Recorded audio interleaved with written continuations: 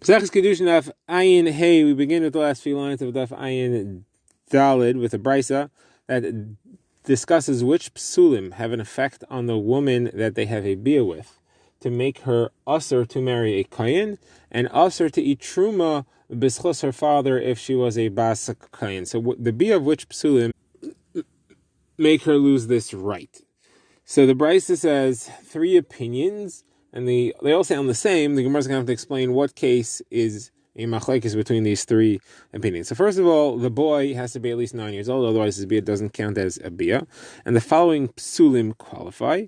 So the Tanakama lists an amaini, ma'avi, mitzri, or edaimi, even if they are megayer, so they are gerei tzedek, they're still usher to marry a Yisraelis or a Kohenes, and therefore they would make a psul. Also on the list is a kusi, nisin, chalal, or a mamzer. Now, what type of woman? Any kosher, kohen, leviya, Yisraelis, from any of those three families, this would create this psul. This is the Tanakama.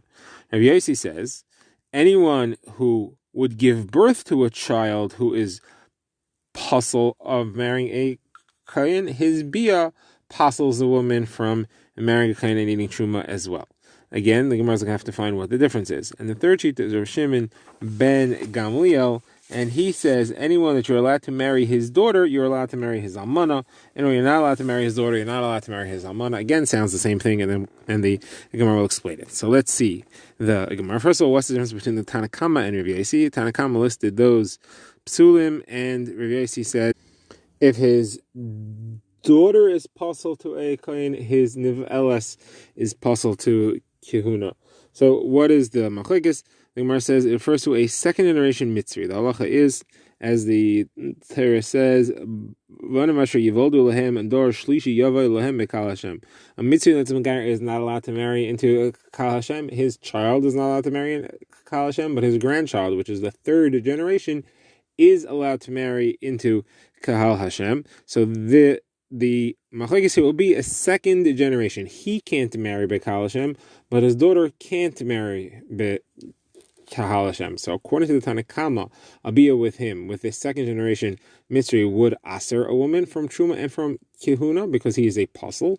However, according to Rav Yossi, he would not, because his child is not a puzzle. So if you go by his child, this would not create a psul on his nivelas or from her marrying a kohen or from eating truma.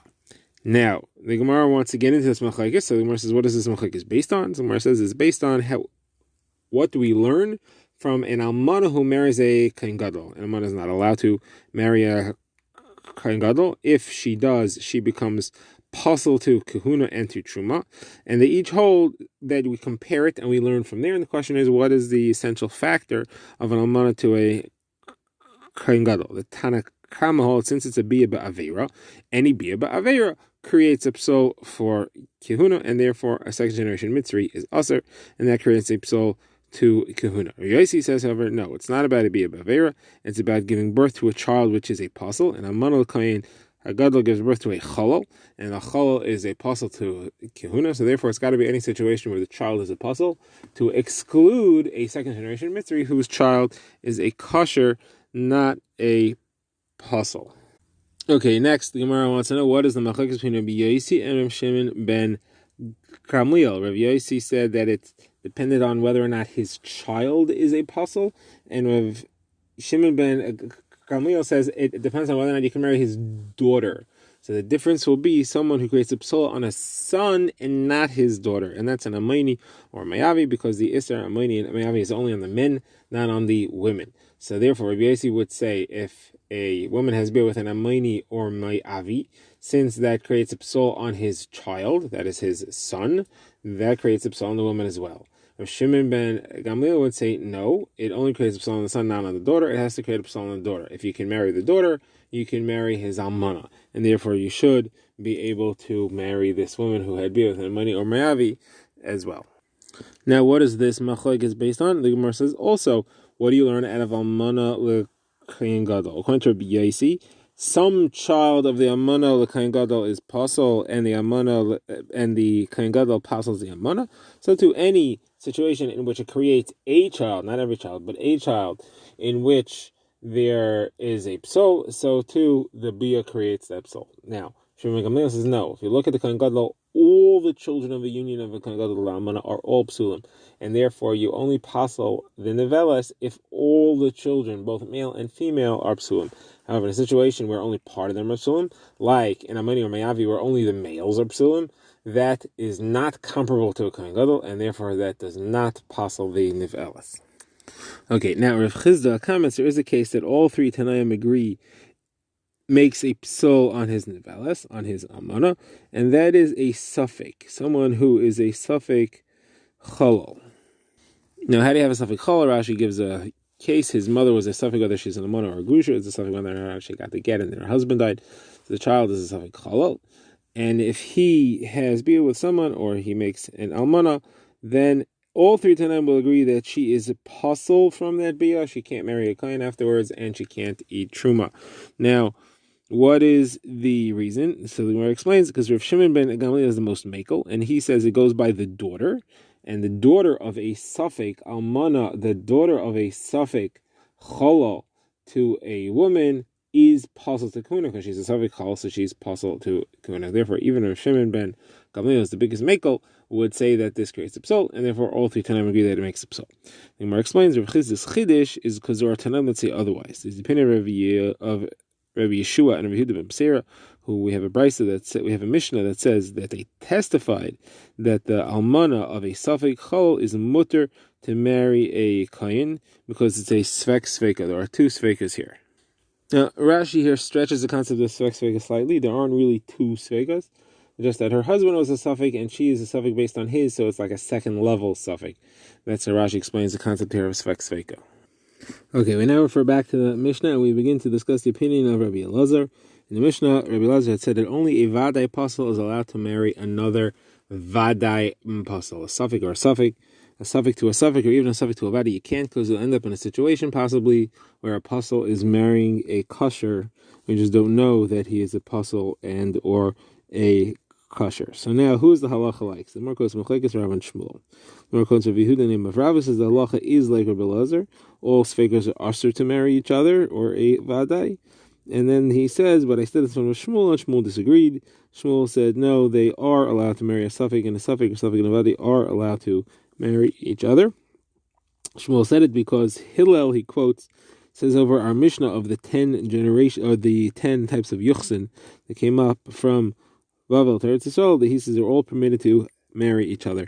Rashi says not that they're all permitted, all the psulim are allowed to marry each other. Anyway, his point is that the sfekas and the vadais are allowed to marry each other. So the this, Rav says sfekas and vadais are not allowed to marry. Shmuel says they are. Says the Gemara, I have a record of a machlekes Rav and Shmuel with flipped opinions. And that's the case of an arusa, a woman who was only engaged. She was not supposed to be with anybody, and she becomes pregnant. And the question is, do we assume that the Oros is the father and therefore the child is not a mamzer, or is it someone else, which is the majority of the world, and the child therefore is a mamzer? So what do we do in this situation? So there we saw Rav says that the halacha is that the child is a mamzer, means you could assume that he's a mamzer and he's allowed to marry another mamzer vadai. He's really a suffix. So Rav is saying the suffix is allowed to marry a vadai. And Shmuel says, no, it's a suffix. It's called a shtuki, and therefore the assumption the Gemara understands is that he's not allowed to marry anybody. So the Gemara says here the opinions are flipped. So the Gemara says flip him around. Flip this case around. Rav is the one who says it's a suffix and he's not allowed to marry anyone else. And Shmuel says that we consider him to be a vadai mamzer and he's allowed to marry anyone else. Any other mamzer or any other psul. So then the Gemara says, if that's true, why do they have to have this machlekes again? We already have it. So the Gemara answers for Rav. The chiddush here is Rav's opinion. In the case of the Aros, the majority of the world is asur. The only person who would not make the child a mamzer is her own Aros, her own engaged husband. So since the majority of the world makes the child a mamzer, you may think the Rav says that the child is assumed to be a mamzer, but in a regular case, where you just have a suffix, it's just a suffix, you don't have a roiv. So maybe the Rav would agree that they are allowed to marry other sfeikos or other vadais. Now, if you would have said the opposite case, you would have only said the case where there is no oros. So then I may think in the case of the oros, Rav would agree, because at least you have an ars. You have somebody that you could blame this pregnancy on. And therefore there's a reason to be lenient. However, if you find stam a shtuki or stam situation of a safek, you don't have anyone to pin it on, maybe the Rav would agree that it's aser. The Gemara now offers more answers to the original contradiction we had, because we have the case of the ars, of the arusa, who becomes pregnant, where Rav said that the child's a mamzer, and Shmuel said it is a shtuki, which we understood up to now means that Rav is saying that he's allowed to marry a mamzer, and Shmuel is saying that they are not.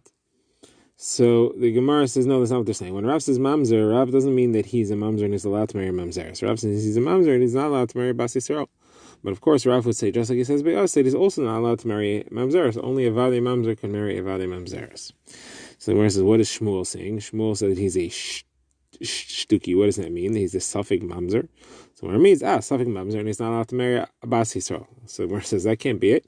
That's the same as what Rav said. The Gemara said, okay, suffix mamzer, and he's not allowed to marry a kohen. The Gemara says, I don't understand you. If he can't marry a bas Yisrael, certain can't marry a kohen or kohenes if he's male or female. So what then is it? So the Gemara says, no, it means that he's a shtuki, he's a suffix, and therefore he loses his rights to his father's property. So the Gemara says, obviously, he doesn't know who his father is. How could he claim rights to anyone's property if he doesn't have any proof they're his father? So the Gemara says, no. We mean to say if he grabs someone's property and he says, I know you're my father and I am taking hold of it, not that the father's alive, but the inheritance. So the chiddush there is, even though he has it and it's in his possession, and you may say, well, it's a suffix if he's the father or not, it's in his possession, so he should get to keep it. Midin mochzik. We say no. He's a shtuki. We acquired him from his father's property. He can't keep any property of his father, or wherever he wants to claim is his father. Now, says the Gemara, there's another pshat on what Shmuel might mean. Shmuel, when he says shtuki, may not mean it's a suffix. He may mean like we saw in the Mishnah, Abishol said that shtuki is called beduki, which means that you ask his mother, what is the status of this child? And Shmuel is saying he's a shtuki. You could ask his mother. You could do a beduki. You could ask his mother, what is the status of the child? And you believe the mother. So says Gemara, who's that like? That's like Rabban Gamliel, which we saw in a Mishnah. Rabban Gamliel says you can ask the mother, you question the mother, and that's belief. So the Gemara asks, we already had Shmuel say this halacha. Why is he saying it again? We have a Mishnah that says if you have a woman who's pregnant, we ask her what is the status of this child, and she says it's from this person, he's a kohen, meaning he's a kosher. Rabban Gamliel and Rabbi Eliezer say she's trusted. Rabbi Yeshua says she's not trusted, and Rabbi Yehuda and Shmuel paskins like Rabban Gamliel that she is trusted, which is exactly what he's saying here. So why is he saying it twice? Someone says no, you need it. Because in this case, in the case where she was pregnant, she's a pnuya. And therefore most people walking around would not make the child a mamzer. So you have a roiv, not mamzeris. So you may say over there you'll trust her. But in our case where she's in arusa, so it's roiv psulim, almost everybody except for her aras would make mamzeris. So maybe you wouldn't trust her even if she claims that it's from the aras. And therefore Shmuel has to say again that is the halacha. Okay, now the Gemara discusses the opinion of Rabbi Elazar in the Mishnah. Rabbi Elazar said in the list of sfeikos, which are not allowed to marry sfeikos, is the same Rabbi Elazar as before. He said a kusi can't marry a kusi. And what's the problem with a kusi marrying a kusi? You know, kusi converted in the times of Melech Ashur, and there was some question as to whether their conversion was real or not, but what would be the problem with them marrying each other? So the Gemara says that we'll have a few attempts at what the explanation is. The first one comes from Rabbi Yosef. Rabbi Yosef says that kusi has the halacha of a ger whose family converted 10 generations earlier. The halacha is that a ger is allowed to marry a mamzer because a ger is not called Kahal Hashem. However, after 10 generations of being in Kal Yisrael, even if all 10 generations were all ger, but if 10 generations descended from the original convert, the original ger, if we would still allow them to marry mamzerim, people forget that they have the heter of being a ger, and they will think that you have a regular soul as marrying a mamzer, and that'll be a terrible mistake if they assume that that's what's happening. So therefore we say that after 10 generations we aser midrabanan from marrying a mamzeres.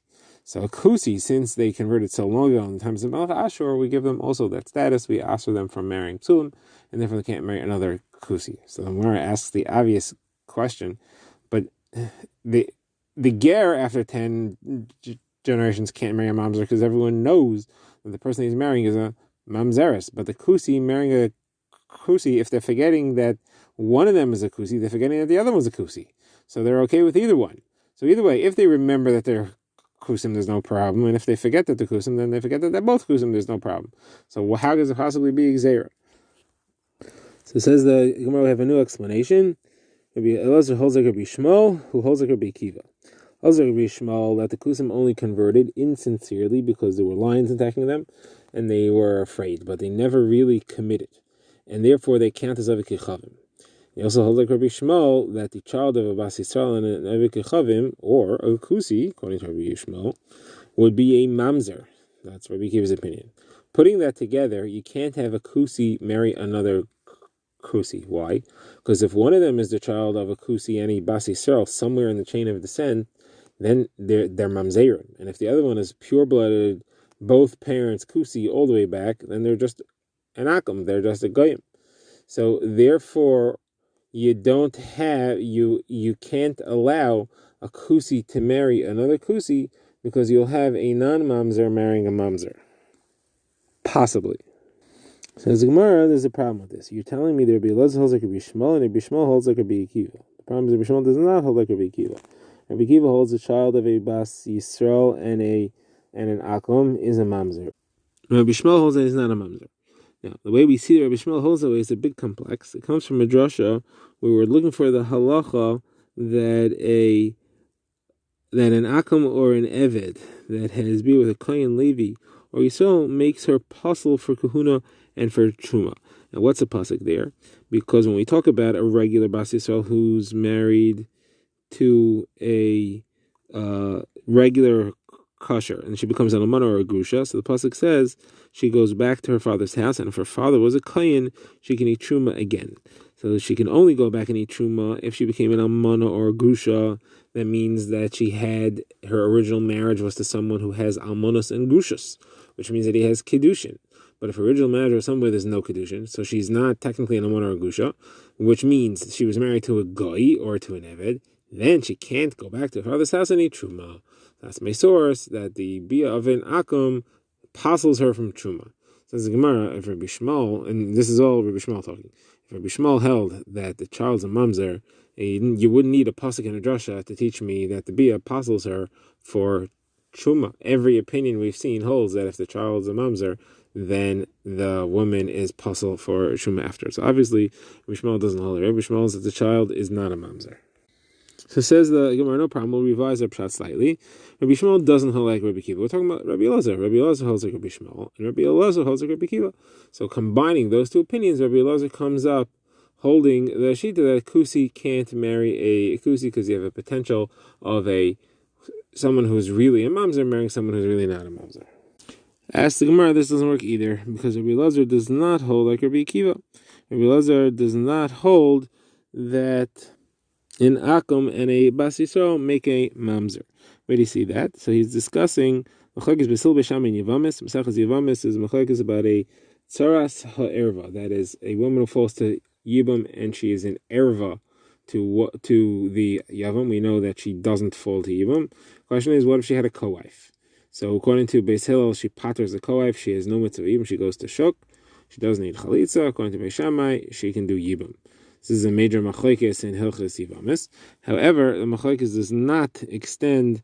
The Mishnah says, Rav Elazar says, machlokes does not extend to whether or not there is mamzeris there. It's that Rabbi Elazar says, Beis Hillel Meshami agree that mamzeris only comes from machayve misas bezdin or from machayve kares. Now, an akum to Abbas Yisrael is neither of those, so therefore it can't be mamzeris. And Rabbi Elazar does not hold like Rabbi Akiva holds that it is mamzeris.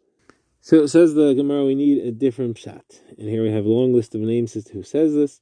Where it says, Ravin came to Babel from Eretz Yisrael, he sent in the name of Chibar Abba, the name of Yechanan. Some say it was Ravin, the name of Rav Abba bar Zavda, the name of Chanina. And some say it was Ravin, the name of Rav Yaakov bar Idi, the name of Yeshua ben Levi.